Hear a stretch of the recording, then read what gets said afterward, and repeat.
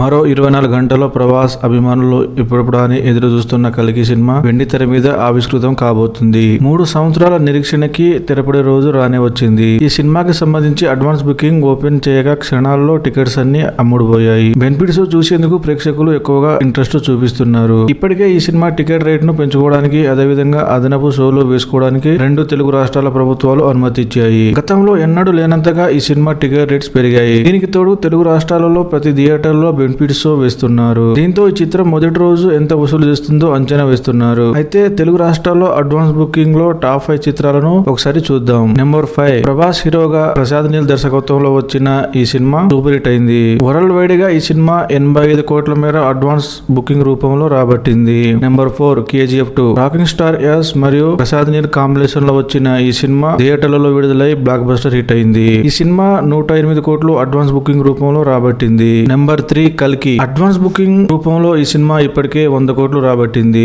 ఇంకా 14 hours time ఉండడంతో collections మరింత పెరిగే అవకాశం ఉంది. నెంబర్ 2 బాహుబలి 2 అడ్వాన్స్ బుకింగ్ రూపంలో 115 కోట్లు రాబట్టింది. ఈ సినిమా విడుదలైనప్పుడు టికెట్ రేట్స్ ఇప్పటి రేట్స్ తో పోలిస్తే చాలా తక్కువగా ఉన్నాయి. కావున ప్రెజెంట్ ఉన్న రేట్స్ తో పోలిస్తే అడ్వాన్స్ బుకింగ్ రూపంలోనే 300 కోట్ల దాకా వచ్చేది. Number 1 triple R Ram Charan, junior NTR హీరోలుగా నటించిన ఈ సినిమా అడ్వాన్స్ బుకింగ్ రూపంలో 120 కోట్లు రాబట్టింది.